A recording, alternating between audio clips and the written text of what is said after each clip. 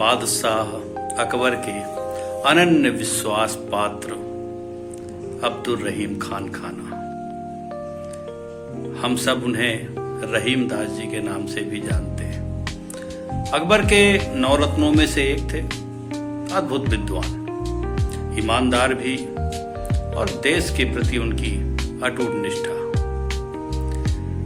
एक बार अपमानित होकर, उपेक्षित होकर वो बहुत परेशान हुए। हुआ यह था कि जब तक अकबर थे तब तक वो नवरत्नों में थे। अकबर योग्य राजा था, बादशाह अपने अलग किस्म का था। विद्वानों की परख थी, योग्यता का सम्मान करता था, प्रतिभा के समक्ष स्वयं भी नतमस्तक होता था। इसलिए चुन चुन कर उसने अलग अलग क्षेत्रों के विशेषज्ञों को अपने नवरत्नों में शामिल किया था।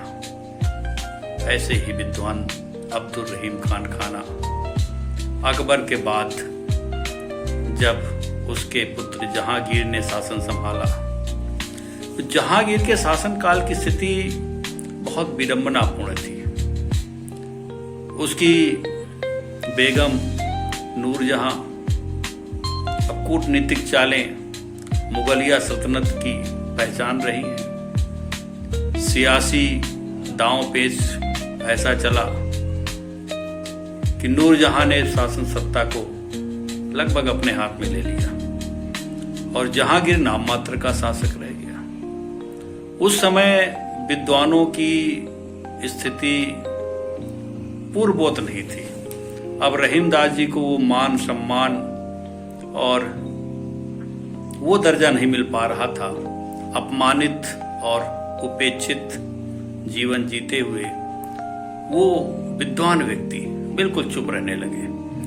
किसी ने पूछा, अरे रहीम जी, आप तो अकबर के राज्य में हमेशा बहुत सक्रिय रहते थे, सलाह देते थे, मशविरा देते थे और देश हित के लिए अपने विचार रखते थे। आजकल आप चुप क्यों हैं? उन्होंने दोहे में जवाब दिया, कवि थे। उन्होंने कहा, देखिए, पावस देख रहीम मन, कोयल साधे मौन। वर्षा ऋतु जब आती है तो कोयल जो उससे पहले खूब चहकती है, पूरा प्रकृति कोयल की मीठी बाणी से गुंजायमान रहता है। लेकिन वर्षा ऋतु आते ही कोयल की कूक लगभग बंद हो जाती है। क्यों भाई? तो रहीम दास जी कहते हैं, पावस देख रहीम मन, कोयल साधे मौन। क्यों? अब दादुर वक्ता भय, हमको पूछत कौन। दादुर मेढक को कहते हैं। जैसे वर्षा ऋतु में कोयल का भाव है कि अब मैं क्यों बोलूं, अब मेरी मीठी आवाज कौन सुनेगा। अब तो यहाँ टर टर मेढकों की, और वो भी एक साथ मिलकर के ऊंचे स्वर से टर टर। अब इन टर टर बोलने वाले मेढकों के बीच में मेरी सुरीली अकेली आवाज को कौन सुनेगा। अब सामने वाला व्यक्ति जो रहीम दास जी से प्रश्न कर रहा था, उसे अपना जवाब बहुत अच्छी तरह से मिल गया। समझ में आ गया कि रहीम दास जी अब क्यों चुप हैं। क्योंकि अब विद्वता की परख नहीं है, अब योग्यता का सम्मान नहीं, अब प्रतिभा का सम्मान नहीं, अब चापलूसों का और जी हुजूरी करने वालों का बोलबाला था।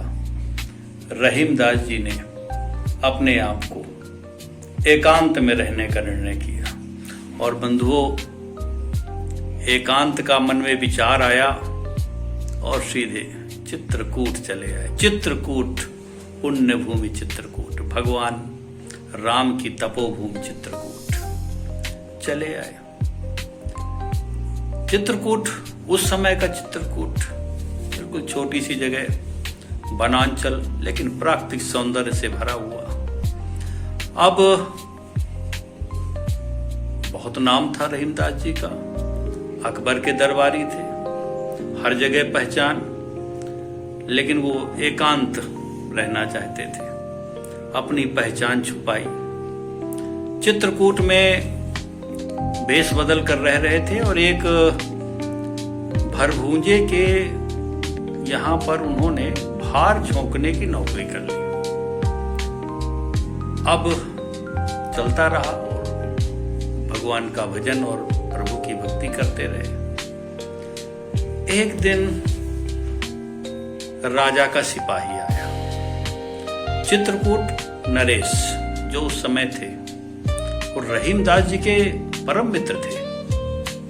रहीमदास जी चाहते तो एक संदेशा नरेश को मिलता और सम्मान के साथ महलों में रहते, किंतु उन्होंने ऐसा नहीं किया था। लेकिन जब राजा का सिपाही आया तो उनके मन में थोड़ा उत्सुकता जागी। सिपाही को कहा कि सुनो, एक पर्ची में कुछ लिखा और कहा ये अपने नरेश को पहुंचा देना। सिपाही ने कहा ना, मेरी तो इतनी हिम्मत नहीं कि मैं राजा को ये पर्ची दूं, लेकिन आप चिंता ना करो, राजा तक आपका ये पत्र पहुंच जाएगा। सिपाही गया राजा के शयन कक्ष में और तकिए के नीचे वो पर्ची रख दी, चला गया। राजा से बात नहीं की, बताया नहीं। राजा ने शयन किया। प्रातःकाल जब नींद खुली, तकिए के नीचे देखा, पर्ची पढ़ा। लिखा था, चित्रकूट में रम रहे रहीमन अवध नरेश, जा पर विपदा पड़त है, सो आवत यही देश। कितनी अच्छी चौपाई, पढ़ते ही आंखों में सुधार आ गई। अरे मेरे परम मित्र रहीमदास जी चित्रकूट में हैं। मन में उत्सुकता हुई, मिलेंगे, जरूर मिलेंगे। हाथी बुलाया, चल पड़े। अब उस समय का जो चित्रकूट था वो बिल्कुल छोटी सी जगह थी। हाथी में बैठे तलाश निकल पड़े। घूमते घूमते एक भरभूंजे की दुकान के पास उन्होंने महावत को कहा कि रुको। देखा भार झोंकने वाला व्यक्ति, बोले लग तो रहीम जी रहे, पर ऐसे हिम्मत नहीं हुई। बोले परीक्षा लेते। क्या कहा उन्होंने? एक कविता की एक पंक्ति बोली, जाके सर असभार सो झोंकत कस भारयस। जाके सरस भार सो कस झोंकत भारयस। तो रहीमदास जी ने जवाब दिया, रहीमन उतर्यो पार झोंक भार में भार सब। वो जो भार था सत्ता का, जिम्मेदारियों का, वो सब भार में झोंक दिया। और अब भव सागर पार करने के लिए मैं यहां चित्रकूट आ गया। हाथी से उतरे नरेश, रहीमदास जी को गले से लगा लिया, हाथी में बिठाया, चल पड़े। रास्ते में फिर विचार आया, एक परीक्षा इनकी और ले ले। हाथी पर बैठे थे। हाथी का एक स्वभाव होता है, जब वो चलता है तो धूल अपने सूंड से उछालता हुआ, मिट्टी पानी अपने मस्तक में उछालता हुआ चलता है। स्वभाव है हाथी का। नरेश, चित्रकूट नरेश ने परीक्षा लेने के उद्देश्य से फिर से एक पंक्ति बोली। पंक्ति क्या थी? गज रज डारत शीस पर कहु रहीम केहि काज। गज रज डारत शीस पर कहु रहीम केहि काज।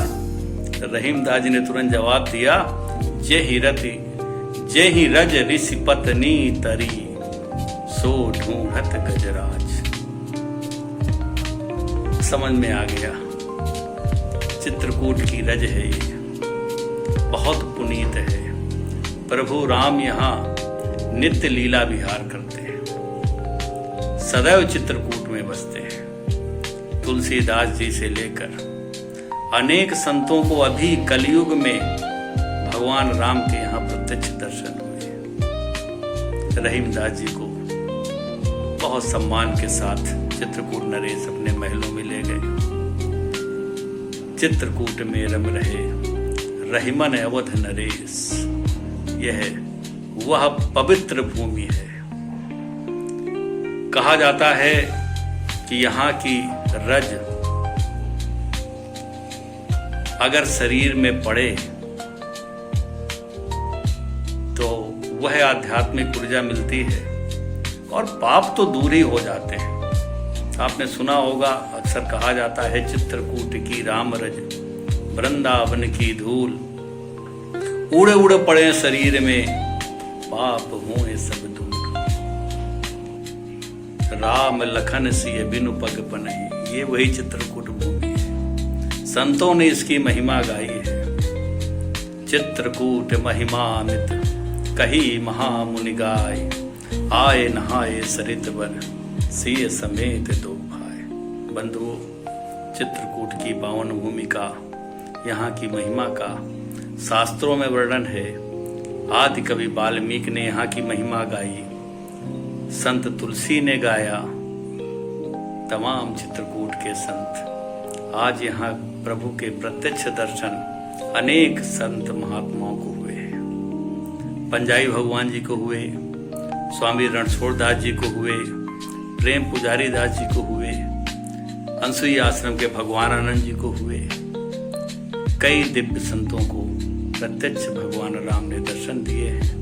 चित्रकूट में भगवान राम अनुज लक्ष्मण और सीता सहित नित्य यहाँ विहार करते हैं। चित्रकूट आइए, दर्शन करें, बहुत पुण्य भूमि है, प्रत्यक्ष अनुभव करें। जय श्री चित्रकूट धाम की, जय श्री कामतानाथ।